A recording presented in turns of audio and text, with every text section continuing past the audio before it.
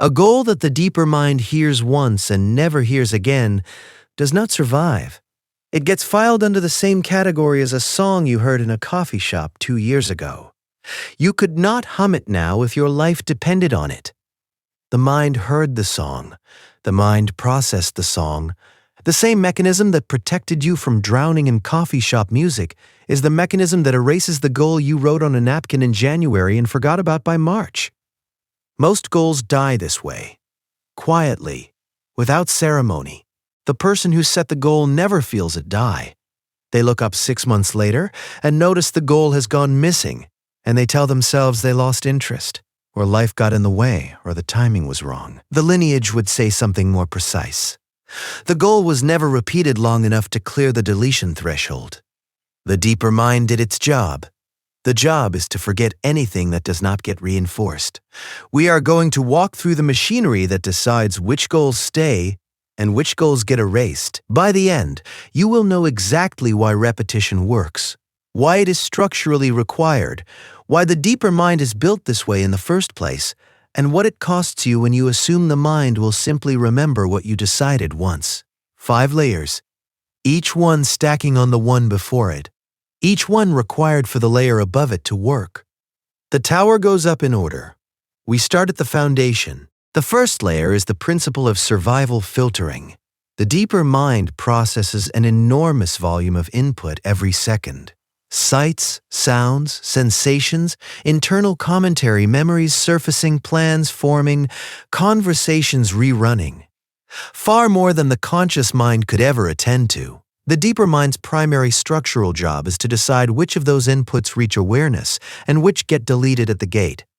Most of what the senses pick up gets dropped before the conscious mind ever sees it. That filtering is what makes living possible. The mind that tried to consciously process every input would freeze inside of seconds. The filter is making decisions all day, every day, by a single rule. Anything that gets reinforced by repetition or emotion gets flagged as relevant and forwarded to awareness. Anything that arrives once and goes silent gets dropped from the queue. This filter has been running since you were born. It has gotten very good at its job. And the same filter that stops you from consciously processing the feel of your shirt on your back stops the deeper mind from holding on to a goal you stated once and never restated. Picture a security guard at the front desk of a large building. Hundreds of people walk past every hour. Visitors, employees, deliveries, contractors. The guard cannot interrogate every person. The guard works by a simple rule. Anyone who shows up regularly, with consistent purpose, gets recognized and waved through to the upper floors. Anyone who shows up once and never again gets logged in the visitor book and forgotten by the end of the week. The visitor book gets shredded every Friday. The regulars do not. Your goal is a visitor at the front desk. The first time you state it, the guard logs it in the book. If you state it again the next morning, the guard remembers the face. If you state it every morning for 30 days, the guard waves you through to the upper floors and never asks for credentials again. If you state it once and disappear, the guard shreds the entry on Friday and the goal stops existing in the building. This is the foundation. The deeper mind is built to forget. Forgetting is a feature. Without it, you would be paralyzed by every passing input. The cost of that feature is that anything you want the deeper mind to keep has to be reinforced, or the same mechanism that protects you from sensory overload will erase the thing you most want to remember. If something in that just clicked for you, a light goes a long way. It helps us keep doing this. That is layer 1. Now we stack the second layer on top of it. The second layer is the principle of acceptance through repetition. The deeper mind makes one more decision after the filter passes the input through. The decision is whether to accept the input as a fact about reality or hold it as a passing observation. Hill was specific about this in Chapter 3 of Think and Grow Rich. The deeper mind accepts whatever the conscious mind impresses upon it through repetition and emotion. The acceptance is what turns an input into a program. Once an input has been accepted as a fact, the deeper mind starts building reality around it. Without acceptance, an input is just noise that passed the filter. With acceptance, The input becomes part of the operating system. Repetition is the mechanism that moves an input from noise to acceptance. The first time you state a goal, the deeper mind logs it. The second time, the mind starts treating the input as reliable. By the time you have stated the goal 100 times, in the same form, with feeling, the deeper mind has accepted the goal as a fact about who you are and what you intend, and it begins to organize behavior around the fact. Picture a wet rope being pulled through a small hole in a board. First pull, the rope catches on every fiber of the wood. Second pull, the rope is a little smoother. By the 100th pull, the hole is polished and the rope slides through without resistance. The first pull is the first repetition of the goal. The 100th pull is the goal moving through the deeper mind without resistance. Same rope, same hole. The repetition did the smoothing. This is what it looks like when this principle is operating in observable behavior. A man states his goal once on January 1st. He writes it down. He tells 2 friends about it. He feels good about himself for setting the goal. February comes, the goal has not been restated. The deeper mind has logged it once and filed it under low-priority observations. By March, the conscious mind cannot remember the exact wording of the goal. By April, the goal has been replaced by whatever new resolution showed up. The man calls this distraction. The deeper mind calls it standard operating procedure. Another man states his goal once on January 1st. He writes it down on a card. He keeps the card aloud every morning. He reads the card aloud every night. By February, the deeper mind has heard the goal 60 times. By April, the deeper mind has heard the goal 180 times. The goal has cleared the acceptance threshold. The deeper mind is organizing the day around the goal without the conscious mind needing to remind it. The man calls this momentum. The lineage calls it acceptance through repetition. That is layer 2. The deeper mind survives the filter only when repetition signals that the input matters. Survival in the filter is not enough.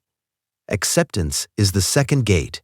Repetition is the only key that opens both gates. Good. That is 2 floors of the tower built. The 3rd floor goes here. The 3rd layer is the principle of the groove. Once the deeper mind has accepted an input as a fact, the input begins to carve a pathway. Every subsequent repetition of the same input deepens the pathway. The pathway becomes the path of least resistance. The mind starts to default to the pathway whenever it encounters a related situation. The pathway is what the lineage calls a habit. Hill called it hypnotic rhythm. Nightingale called it the rut or the groove. Proctor called it the paradigm running on autopilot. The mechanism is the same in every framing. The groove is the 3rd floor of the tower. It rests on the foundation of the filter and the floor of acceptance. With the groove in place, the goal stops being something the conscious mind has to push and starts being something the deeper mind pulls toward. Picture a stream of water finding its way across a field. The first rain forms hundreds of tiny rivulets. Most of them dry up. A few find lower ground and persist. As more rain falls, the surviving rivulets carry more water. The water deepens the channel. The deeper channel attracts the next round of water. Within a season, one of those rivulets has become the only path the water takes across the field. The other rivulets have vanished. The field has chosen its stream. The deeper mind chooses its stream the same way. Whichever input gets repeated most often, with the most feeling, becomes the stream. Other inputs dry up. The stream then carries every related thought, every related reaction down its course. By the time the stream is established, the conscious mind has stopped making decisions about that domain. The stream is making them. This is what it looks like in observable behavior. A person who has repeated a goal until the groove has formed begins to make decisions that align with the goal without thinking about it. The phone rings and the person answers it differently than they would have a year ago. A piece of information drops in front of them and they notice it where they would have walked past it before. A door opens and they walk through it without analyzing whether the door is the right door. The stream is carrying them. The conscious mind is along for the ride. A person whose groove has formed around the opposite kind of input does the opposite. The phone rings and they let it go to voicemail because the stream of their inner programming pulls them away from opportunity. A piece of information drops in front of them and they fail to register it. A door opens and they walk past it because the stream has worn its channel in another direction. The stream is carrying them too. The current is the same. The destination is different. That is layer 3. The groove makes the goal automatic. Repetition builds the groove. The groove pulls the mind toward the goal without the conscious mind needing to push. 3 floors of the tower are now in place. The 4th floor goes here. The 4th layer is the principle of the threshold. There is a specific point in the repetition cycle when the goal stops being maintained by conscious effort and starts being maintained by the deeper mind's own momentum. Hill prescribed 30 days as the floor. Proctor extended it to 90. The lineage agrees there is a threshold. Before the threshold, the operator is doing the work. After the threshold, the work continues without the operator. The threshold is what most goal setters never reach. They get close. They make it to day 12, day 18, day 23. Something happens, they miss a day. The next morning, they tell themselves they will resume tomorrow. Tomorrow becomes a week. By the time they remember the goal, the rope has dried out. The rivulet is filled in with leaves. The security guard has shredded the visitor entry. The work they did is gone. They have to start over. Most of them never start over. They tell themselves the goal was wrong, or the timing was wrong, or they were not the kind of person who could pursue that kind of goal in the first place. Picture a man pushing a heavy stone wheel up a slight incline. The wheel resists for the first 20 paces. He has to push hard. By the 30th pace, the wheel begins to roll on its own momentum, and he has to walk briskly to stay alongside it. By the 50th pace, the wheel is rolling fast enough that he has to jog. The man has crossed the threshold. The wheel will continue rolling without his hand on it for a long stretch. A man who pushes the wheel for 15 paces and stops to rest sees the wheel roll back to its starting point. He has to begin again from 0. If he stops every 15 paces, the wheel never crosses the threshold. He pushes for years and gets nowhere. He attributes the result to the difficulty of the wheel. The wheel was not the problem. The threshold was the problem. The wheel only requires sustained pushing for the first 30 paces. After that, the wheel rolls itself. This is what it looks like when this principle is operating undetected. You see a person who has pursued the same kind of goal 4 times in 5 years, with the same kind of starting energy, and produced the same kind of partial result every time. They blame the goal. They blame the timing. They blame their own willpower. Every attempt was abandoned somewhere between day 15 and day 23. The threshold was always sitting just past where they stopped. They have spent 5 years pushing the same wheel back to the starting line, again and again, by quitting just before the wheel began to roll on its own. You see another person who has pursued one kind of goal continuously for a year and crossed thresholds the first person never knew existed. The second person has the same willpower as the first, the same intelligence, the same circumstances. The only difference is that the second person stayed past the threshold the first person walked away from. The wheel rolled. The momentum took over. The work the first person was doing now does itself. That is layer 4. The threshold is the structural floor below which all repetition gets erased. Repetition that stops short of the threshold produces no permanent change. Repetition that crosses the threshold produces a self-sustaining program that requires far less effort to maintain than it required to install. 4 floors of the tower are now in place. The 5th and final floor goes here. If something in this one moved you, put it in the comments. We read every single one. The 5th layer is the principle of definite purpose. Hill identified it as the starting point of all achievement. The deeper mind organizes itself around clarity. A vague goal produces a vague organization. A precise goal produces a precise organization. Repetition feeds the deeper mind whatever instruction the conscious mind delivers. If the instruction is fuzzy, the repetition deepens fuzziness. If the instruction is sharp, the repetition deepens sharpness. The repetition does not improve the goal. The repetition amplifies the goal as stated. The lineage was clear about this. Hill wrote in Chapter 2 that the starting point of all riches is the establishment of a definite chief aim. Carnegie, when he commissioned Hill in 1908, made the same point in different words. Carnegie said most people drift through life because they have never decided exactly what they want, written it down, set a deadline, and committed themselves to it. The drifters then wonder why their lives feel directionless. The drifters were never given a direction by the only instrument capable of holding one. The deeper mind cannot organize behavior around a wish. The deeper mind can only organize behavior around a definite instruction. Picture an architect handed two different blueprints. The first blueprint says, "Build me something nice." The second blueprint says, "Build me a 4-bedroom, 2-story home, 2,800 square feet, oak floors, south-facing windows, finished by the 15th of October. The first blueprint produces nothing. The architect cannot start. The second blueprint produces a building. Same architect, same materials, same craftsmanship. The blueprint decided everything.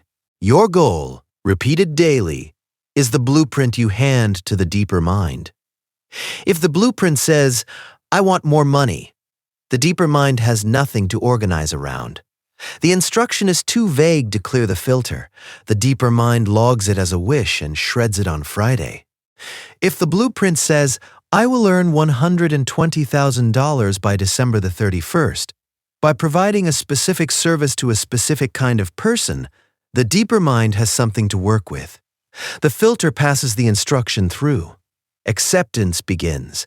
The groove starts to form. The threshold becomes possible to cross. This is what it looks like when this principle is operating. A person with a definite purpose, repeated daily, walks through the world differently. They notice the conversations the deeper mind has flagged as relevant to their purpose. They miss the conversations that have no bearing on it. They make decisions in seconds that other people agonize over for weeks because the deeper mind has already pre-sorted the options through the lens of the purpose. They look from the outside like they have a kind of luck. The luck is a definite instruction repeated until the mind finished organizing around it. A person without a definite purpose, even one with intelligence and energy and capacity, walks through the world reactively. The deeper mind has no organizing principle to apply. Every input gets weighted equally. Every conversation has the same priority. Every decision becomes hard because there is no internal compass. The person is moving constantly and arriving nowhere. From the outside, they look busy. From the inside, they feel exhausted and unclear.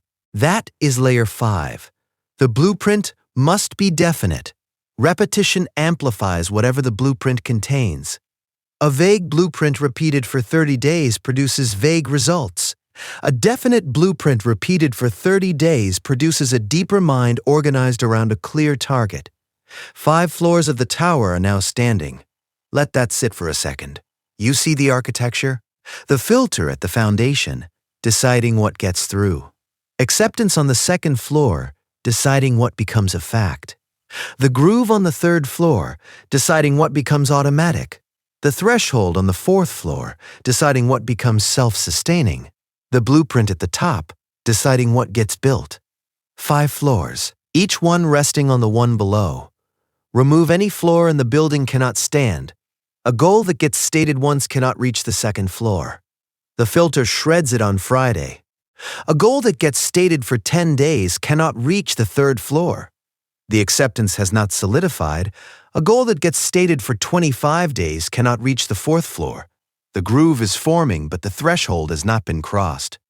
A goal that gets stated daily for 90 days in the same form, with feeling, has all 5 floors built. The deeper mind is now executing the blueprint without supervision. The work continues whether the conscious mind is paying attention. Modern brain imaging has shown what Hill described in Chapter 3. The science caught up about 60 years later. The lineage had the architecture mapped before the instruments existed to confirm it. There is one more piece worth naming before we close. The lineage taught that the deeper mind processes during sleep. While the conscious mind rests, the deeper mind continues working with whatever instructions it received during waking hours.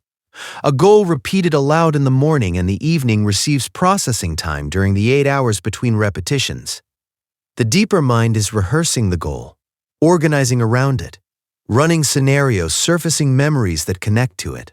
By the time the morning repetition arrives, the deeper mind has already been working on the goal for 8 hours. The conscious mind picks up where the deeper mind left off. A goal stated once and never restated receives no processing time. The deeper mind has no instruction to work with at night. The hours of sleep produce no progress on the goal because the deeper mind was never given a target. The person who states the goal once gets nothing from sleep. The person who states the goal nightly gets 8 hours of unconscious work every night for as long as they keep stating it. This is the compounding the lineage understood, and most goal setters never see. Repetition is not just maintenance. Repetition is also fuel for the off hours. The mind that has been told the goal nightly works on the goal nightly. The mind that has been told the goal once works on it for as long as the goal stayed in conscious memory and then stops. Now pull back. The deeper mind has a deletion mechanism.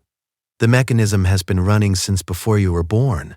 The mechanism processes thousands of inputs every minute and discards the ones that fail to repeat.